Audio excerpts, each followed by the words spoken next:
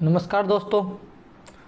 तो हमारी राजस्थान की कला संस्कृति चल रही थी और कला संस्कृति के अंदर हमने पहले दो पार्ट कर लिए थे और हम पढ़ रहे थे लोक देवता। लोक देवता के अंदर हम पहले पीरों की बात कर रहे थे। मैंने आपको बताया था कि पीर कितने थे, 5। और पीर कहते किसको है? जो प्रत्येक समाज में समान रूप से पूजे जाते हैं, हिंदू मुस्लिम समाज में समान रूप से पूजे जाते हैं, उनको क्या कहते हैं? पीर कहते हैं। तो हमने रामदेव जी और गोगा जी महाराज इनकी बात कर ली है। आज हम बात करने वाले हैं किसकी? पाबो जी महाराज की। किसकी? पाबो जी की। पाबो जी राठौड़ की बात करने वाले हैं। तो सर्वप्रथम बात करते हैं किसकी? पाबो जी महाराज के परिचय की बात करते हैं। तो परिचय के अंदर बात करते हैं कि इनका जन्म कब हुआ। जन्म तो इनका जन्म कब हुआ था? 1200 विक्रम संवत की बात करें हम। किसी भी लोक देवता या देवता या संत के अगर जन्म की बात करें तो हमेशा कौन से किस में बात करेंगे? विक्रम पे, विक्रम संवत के अंदर बातें करेंगे। अगर अपने को सन के अंदर बात करनी है तो इनमें से 57 कम कर लेंगे तो सन आ जाएगी। तो जन्म कब हुआ? 1296 के अंदर। अब बात करें जन्म स्थान। जन्म स्थान तो कौन से गांव में होता? कोल्लू गांव में, कोल्लू मंड। वैसे इनके गांव का नाम तो क्या था? कोल्लू। परंतु जो इनका मंदिर होता है उसको क्या कहते हैं? मंड कहते हैं। क्या कहते हैं? मंड कहते हैं। इसलिए इसका नाम क्या हो गया? कोल्लू मंड ही रख दिया गया। और कौन से पुर में हुई थी? जोधपुर में। कहाँ पर? कोल्लू मंड कहाँ पड़ता है? जोधपुर के अंदर। अब बात करें इनके पिता का नाम क्या था। तो क्या पिता? तो पिता का नाम क्या था? धांधल जी, राव धांधल।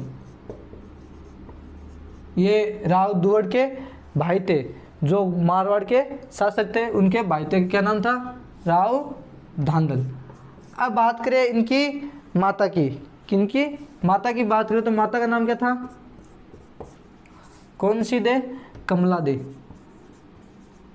क्या? कमला दे। अब बात करें इनकी पत्नी की। पत्नी की तो पत्नी का नाम क्या था? सुप्यार दे। कौन सी प्यार? सुप्यार दे। क्या नाम था? सुप्यार दे। क्या नाम था? सुप्यार दे। या इन्हीं का नाम क्या? एक नाम और फुल्लन दे। फुल्लन दे। और ये फुल्लन दे कहाँ की थी? अमरकोट। कहाँ की थी? अमरकोट। अमरकोट। अमरकोट कहाँ पड़ता है? पाकिस्तान। कहाँ पड़ता है? पाकिस्तान। और रामदेव जी का जो विवाह था वो कहाँ हुआ था? वो उनका विवाह भी कहाँ हुआ था? अमरकोट के अंदर हुआ था। और अमरकोट कहाँ पड़ता है? वर्तमान में पाकिस्तान के अंदर पड़ता है। और ये किसकी पुत्री थी? तो सूरजमल। सूरजमल हाड़ा की पुत्री थी। किसकी पुत्री थी? सूरजमल हाड़ा की पुत्री थी। तो हमने पाबू जी महाराज के सामान्य परिचय की बात की। तो इनका जब जन्म कब हुआ था? 1296। किसमें? विक्रम संवत के अंदर। इसके अंदर? विक्रम संवत के अंदर। और जन्म स्थान की अगर बात करें तो कहाँ हुआ था? कोल्लूमंड। कोल्लूमंड कहाँ पड़ता है? जोधपुर के अंदर। इनके पिता का नाम क्या था? राव धांधल। और माता का नाम क्या था? कमला दे। और बात करें इनकी पत्नी। इनकी पत्नी की बात करें तो नाम क्या था? सुप्यार दे। या इन्हीं का नाम क्या था? फुलन दे। और ये कहाँ की राजकुमारी थी? अमरकोट। अमरकोट कहाँ पड़ता है? पाकिस्तान के अंदर। और किसकी पुत्री थी? तो सूरजमल हाड़ा की। ये अमरकोट के शासक थे। अमरकोट के शासक कौन थे? सूरजमल हाड़ा की पुत्री कौन थी? फुलंदे या सुप्यार दे। तो हमने सामान्य परिचय की बात कर ली है। अब इनके उपनामों की बात करते हैं और किन वजह से पाबू जी महाराज हमारे समाज के अंदर पूजे गए, इन सभी विषय के बारे में हम चर्चा करेंगे। तो अब बात करें कि पाबू जी महाराज की जो गोत्र थी और जाति क्या थी। तो इनकी जाति कौन क्या थी? राजपूत। ये राजपूत जाति से बिलोंग करते थे, राजपूत। और इनकी गोत्र क्या थी? तो गोत्र मैंने वैसे तो ऊपर लिख दी है पहले से ही। गोत्र क्या थी? राठौड़। क्या थी? राठौड़। अब बात करते हैं पाबू जी महाराज के सवारी की बात करते हैं। किसकी? सवारी की बात करते हैं। तो पाबू जी महाराज की सवारी क्या थी? सवारी तो सवारी क्या थी? केसर कालमी। केसर काल में। ये केसर काल में क्या घोड़ी थी, क्या थी, घोड़ी। अब बात करें कि ये पाबूजी महाराज ये किन के अवतार थे, तो साहित्य में इनको श्री राम के छोटे भाई लक्ष्मण का अवतार बताया गया है। इनका लक्ष्मण का, लक्ष्मण जी का अवतार। जैसे रामदेव जी महाराज को कृष्ण जी का, देवनारायण जी महाराज को विष्णु जी का अवतार, वैसे ही पाबूजी राठौड़ को किनका अवतार बताया गया है, लक्ष्मण जी का अवतार बताया गया है। अब बात करते हैं इनके उपनाम क्या क्या थे। क्या इनके उपनामों की अगर हम बात करें अब, तो इनके उपनाम क्या क्या थे, तो एक एक की बात करने वाले हैं। तो बात करते हैं उपनाम। तो प्रथम इनको किस नाम से जाना जाता है, हाड़ फाड़ के देवता। जो कृषक और जो ग्वाले थे उनके प्रति बहुत ही दया भाव थे, इसलिए इनको हाड़ फाड़ के देवता भी कहते हैं। और दूसरे नाम की अगर बात करें तो क्या नाम है इनका, दूसरा किस नाम से जाना जाता है, प्लेग रोग, प्लेग रक्षक या प्लेग रोग के देवता, प्लेग रक्षक देवता। यह चूहों से बीमारी फैलती थी, तो इस टाइम पर बड़े बड़े जो आयुर्वेदिक थे वो भी फेल हो गए थे। तो इस रोग का निवारण किसने किया था, पाबूजी महाराज ने किया था। अब बात करें इनको तीसरे नाम, कौन से नाम से जाना जाता है, तो ऊंटों का देवता भी इन्हीं को कहते हैं, ऊंटों का देवता। क्योंकि ऐसा माना जाता है कि मारवाड़ के अंदर सर्वप्रथम ऊंट लाने का श्रेय किनको जाता है, पाबूजी राठौड़ को जाता है। और कहाँ से लेके आए थे, ये श्रीलंका और ईरान से भारत के अंदर ऊंट लेके आए थे, इसलिए इनको क्या कहते हैं, ऊंटों के देवता भी कहते हैं। और इनको क्या कहते हैं,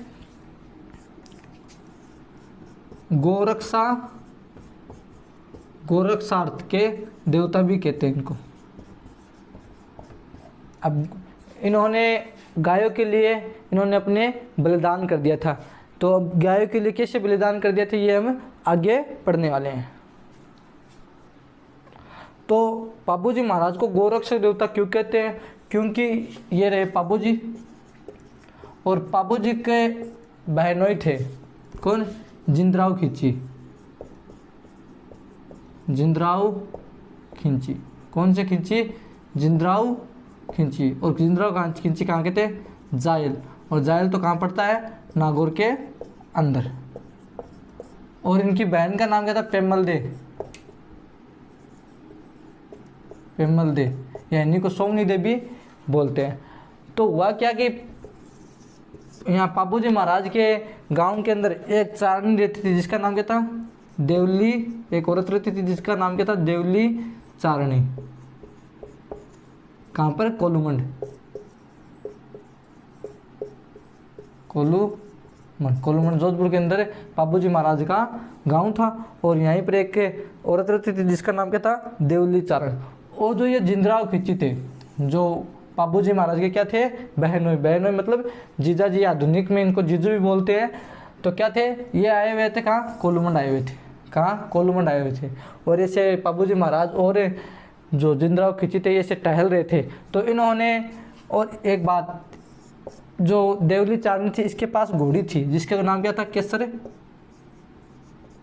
केसर कालमी। जो पाबूजी महाराज की क्या थी, सवारी थी, केसर कालमी घोड़ी थी। ये बहुत ही मनमोहक घोड़ी थी, इसको देखकर सभी के मुंह में पानी आ जाता था। इस प्रकार की बहुत ही सुंदर घोड़ी थी, कहने का मतलब ये है कि ये बहुत ही सुंदर घोड़ी थी। तो पाबूजी महाराज और जिंदराव खिंची ऐसे टहल रहे थे, तो इन्होंने इस घोड़ी को देखा। किसने देखा, जिंदराव खिंची ने इस घोड़ी को देखा और पाबूजी को कहा कि पाबू मुझे तो ये घोड़ी चाहिए। क्या, कि मुझे तो ये घोड़ी चाहिए, चाहे कितने भी इसके पैसे लग जाए, परंतु मेरे को ये घोड़ी चाहिए। तो पाबूजी महाराज ने कहा कि बहनोई जी, इसमें मैं क्या कर सकता हूँ, ये घोड़ी तो किसकी है, देवली चारणी की है। आप इसके पास जाओ, अगर ये आपको घोड़ी देती है तो इसमें मेरा क्या जाता है, आप ले सकते हो। तो पाबू जो जिंदराव खिंची है कहाँ पर गए, सीधे यहाँ है, देवली चारणी के पास आए। तो इसने कहा कि ये घोड़ी पर मेरा क्या आ गया है, मन आ गया है, इस घोड़ी ने मेरे को क्या कर दिया है, मंत्र मुक्त कर दिया है, मुझे ये घोड़ी चाहिए। तो देवली चारणी ने क्या कहा कि ये घोड़ी मैं नहीं दे सकती क्योंकि ये मेरी जीवन भर की रोटी है, इसी की वजह से मेरा जीवन चलता है। तो इसने बहुत ही निवेदन किया, परंतु देवली चारणी ने घोड़ी देने से मना कर दिया। जिंदराव खिची ने कहा कि आप जितने पैसे चाहिए आपको मैं दे सकता हूँ, परंतु मेरे को ये घोड़ी चाहिए। तो देवली चारणी ने साफ साफ घोड़ी देने से क्या कर दिया, मना कर दिया। तो इन्होंने कहा कि आप हमारे गांव आए, यहाँ के बहन हुई, चाय पाई पीजिए, अच्छे से रहिए, परंतु मैं घोड़ी ये आपको नहीं दे सकती।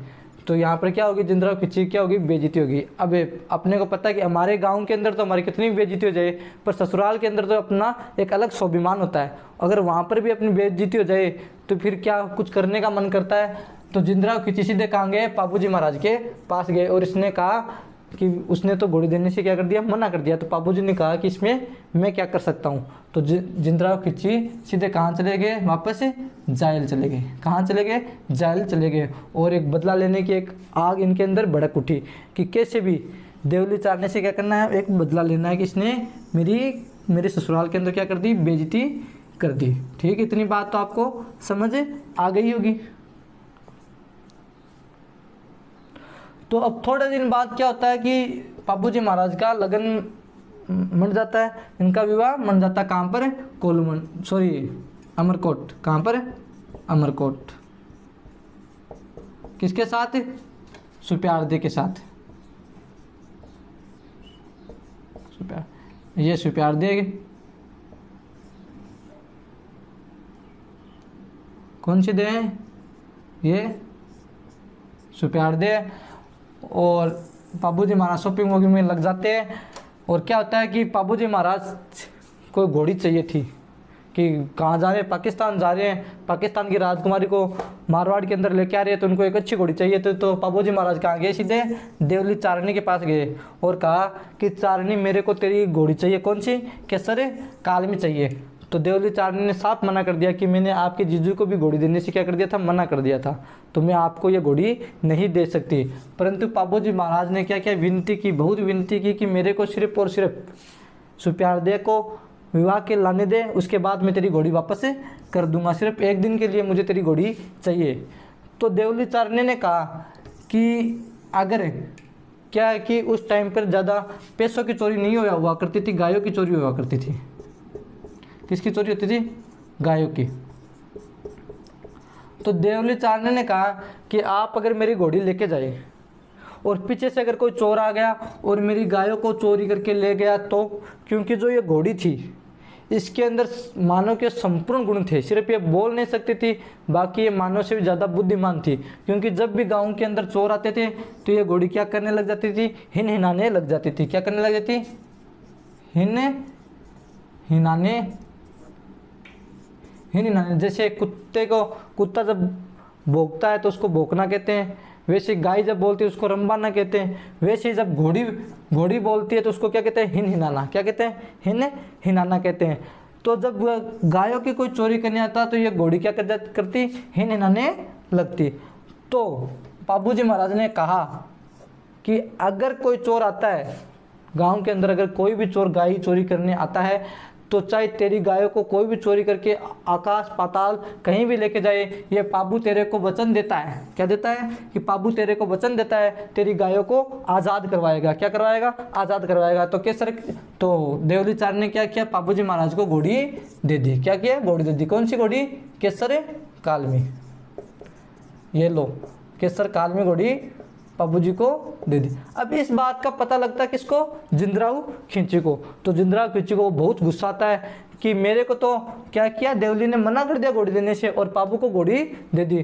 तो यहाँ पर पाबूजी तो क्या करते हैं, सीधे कहाँ पहुँच जाते हैं, अमरकोट पाकिस्तान पहुँच जाते हैं और विवाह की तैयारियों के अंदर लग जाते हैं, फेरों के अंदर बैठ गए हैं ये तो।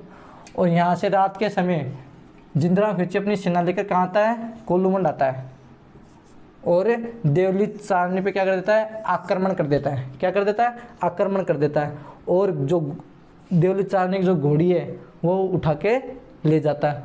और यहाँ पर पाबूजी महाराज राजी खुशी फेरे के लिए बैठे हैं। इस प्रकार से ये बैठे पाबूजी महाराज, और ये यहाँ पर मंडप सजाया हुआ है, ऐसे लकड़ी वगैरह ऐसे लगी हुई है। और ये बैठी है कौन, सुप्यारदी। कौन बैठी है, ये सुप्यारदी बैठी है। तो ये जैसे फेरे ले रहे थे तो ये घोड़ी थी, एक खूंटे से बंधी हुई थी। कौन सी घोड़ी, केसर काल में। तो जैसे ये बापूजी महाराज पहले फेरे के लिए ऐसे उठते हैं, इस प्रकार से जैसे खड़े होते हैं, पहला फेरा लेते हैं, तो ये घोड़ी क्या होती है, हिननाने लगती है। तो पाबूजी महाराज ने सोचा कि कोई विपत्ति आ गई है, पर जैसे तैसे जल्दी जल्दी पाबूजी महाराज ने 3 फेरे लिए, और जैसे ही चौथा फेरा पाबूजी महाराज ने किया स्टार्ट, तो ये घोड़ी क्या की इस खूंटे से तोड़ के भागने लगी। तो पाबूजी महाराज ने क्या किया कि जो कमर के गठजोड़ बांधते हैं पति पत्नी, उसको खोला। तो जो सुप्यारदी के जो पिता थे, कौन, सूरजमल, कौन, सूरजमल हाडा। तो इन्होंने कहा कि कंवर जी क्या क्या बात हो गई, कि कंवर जी क्या बात हो गई। तो पाबूजी महाराज ने कहा कि ससुर जी कोई विपत्ति आ गई है। मैंने देवली चारण को वचन दिया था कि अगर तेरी गायों को कोई चोरी करके ले जाता था तो मैं उसकी अपने प्राणों से भी ज़्यादा रक्षा करूँगा। तो क्या हुआ कि मुझे जाना पड़ेगा। तो सूरजमल हाडा ने निवेदन किया कि आप मेरी कन्या को इसे छोड़ के नहीं जा सकते, मैं देवली चारण को जितनी उसकी गाय है उससे डबल गायें दूंगा। परंतु पाबूजी महाराज ने कहा कि ऐसा नहीं है, ऐसा नहीं हो सकता, क्योंकि बात मैंने पहले क्या दे दिया है, वचन दे दिया है। अगर मैं उस वचन को नहीं निभाऊंगा तो मैं अपने भाइयों के अंदर, अपने गांव के अंदर बड़े बड़े लोगों के बीच कैसे बैठूंगा। तो इसलिए पाबूजी महाराज ने क्या किया, जो ये गठजोड़ था ये खोला और सीधे कहाँ पहुँचे, कोलूमंड पहुँच गए। कहाँ पहुँच गए, कोलूमंड पहुँच गए।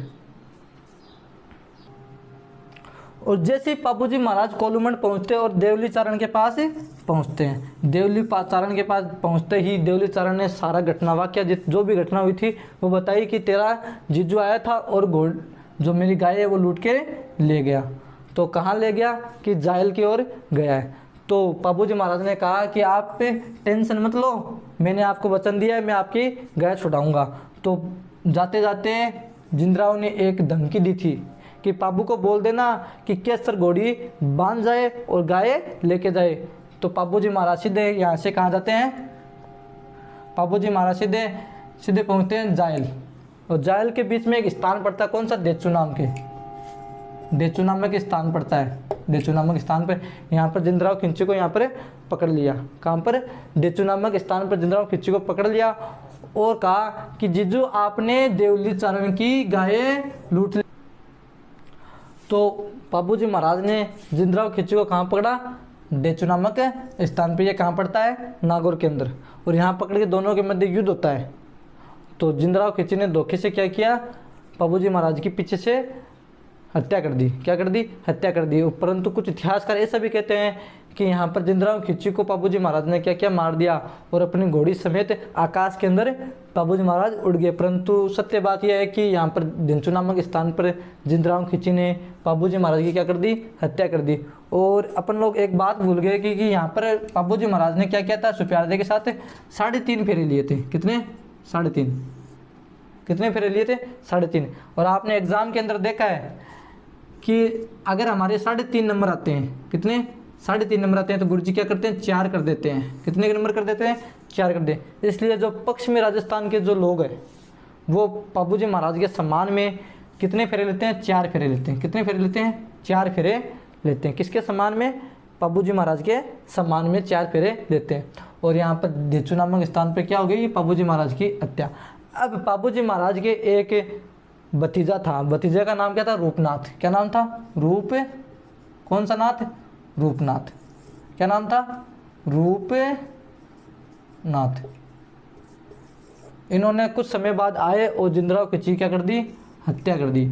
अपने काका का क्या ले लिया, बदला ले लिया। अपने अंकल का क्या किया, बदला ले लिया। इस प्रकार से जिंदराव खिंची की भी क्या हो जाती है, हत्या हो जाती है। और जो रूपनाथ है इनको क्या कहते हैं, जरदोजी भी कहते हैं, जरदोजी।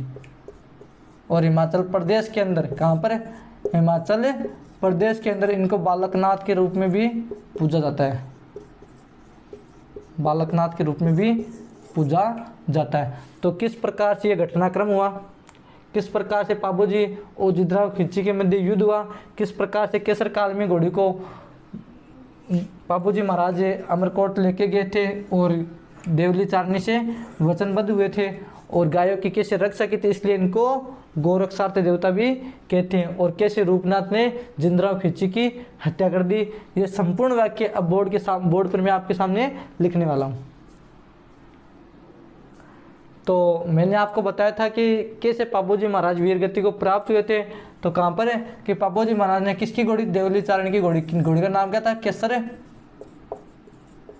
केसर काल में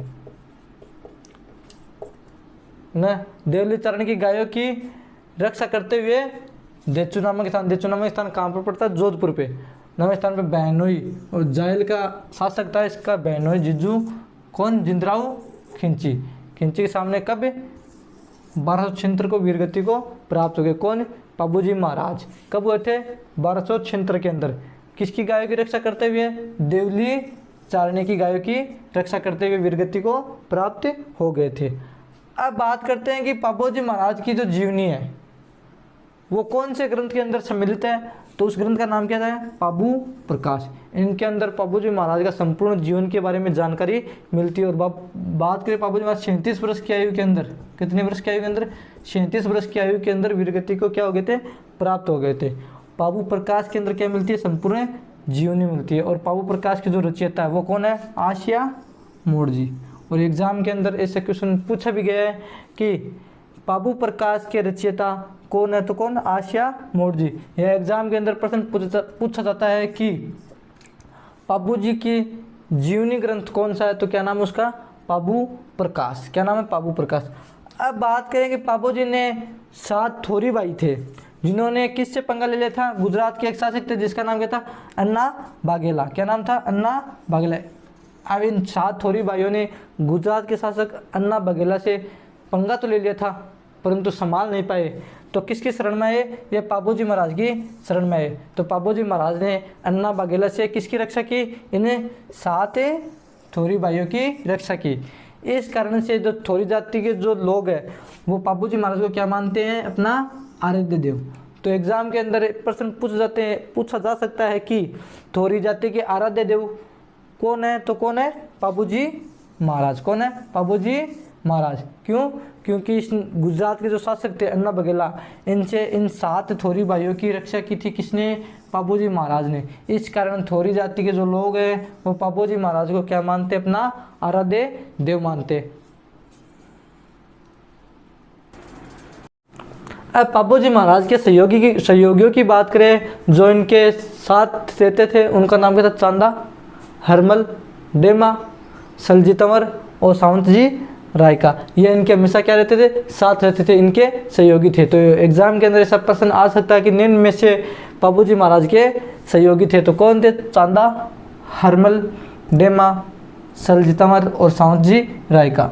अब बात करेंगे सर्वाधिक लोकप्रिय फड़ किसकी है, तो किसकी है, पाबूजी महाराज की। अब फड़ होती क्या है कि जो भी महान पुरुष होते हैं जिनका समाज के अंदर किसी न किसी क्षेत्र के अंदर ख्याति प्राप्त होती है, उनके कपड़ों के अंदर उनकी जीवनी लिखी जाती है और पढ़ी जाती है। जैसे अभी वर्तमान के अंदर न्यूयॉर्क के अंदर अमिताभ बच्चन बिग बी की जीवनी पता छिना में भोपन है और एक भोपा और भोपी थे, उन्होंने बांची थी।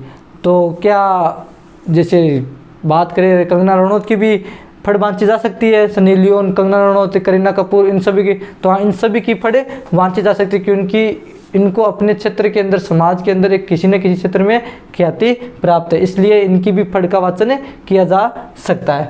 अब बात करते हैं कि पाबूजी महाराज की फड़ का वाचन करते समय कौन से वाद्य यंत्र का प्रयोग किया जाता है, तो वो उस वाद्य यंत्र का नाम क्या है, रावण हत्ता। तो एग्जाम के अंदर प्रश्न पूछा जा सकता है कि पाबूजी महाराज की फड़ का वाचन करते समय कौन से वाद्य यंत्र का प्रयोग किया जाता है, तो रावण हत्ते का प्रयोग किया जाता है जो अधकट्टे नारियल का बना हुआ होता है।